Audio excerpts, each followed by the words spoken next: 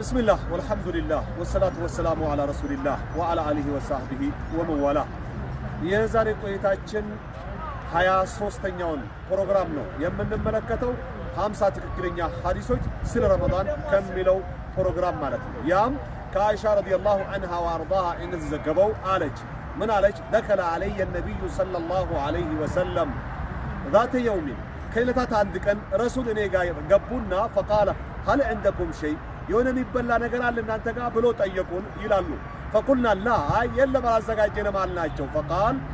فإني إذا صائم እንደዛ ከሆነማ እኔም ጾመኛ ነኝ አሉ ረሱል አለይሂ ሰላቱ ወሰላም ثم أتانا يوما آخر ከዛም ሌላ ቀን መጡ ረሱል አለይሂ ሰላቱ ወሰላም فقلنا يا رسول الله أنت يا الله መልእክተኛ ሆይ አልናቸው أهدي لنا حيز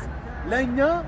ስፔሻል እንበል ስፔሻል ፉል እንደሚባለው የሆነ ከማር ምንድነው ስሙ ከቴምር ከፉል ከቅቤ ከአይቤ ከምናምን የተቀላቀለ ነገር ነው ምንድነው የሚባለው ስፔሻል እና መጥቶልናልና እንዴት ነው ቁርስ አይበሉ ወይ ብለን ስንጠይቃቸው فقال አሪኒ እስኪ ልየዋሉ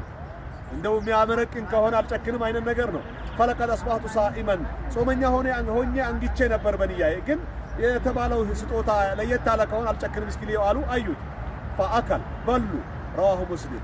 የዘገቡት ዘገባ ነው ይላል ስለዚህ ሱና ጾም ከሆነ ነይተንም ብናድር ሳንነይትም ብናድር ጧት የቁርሱን ሁኔታ አይተነው መጾምም አለመጾምም እንደምንችል የሚያሳየው ወሰለላሁ ዐለ ነቢይና ሙሐመድ ወዐላ አሊሂ ወሰህቢሂ ወሰለም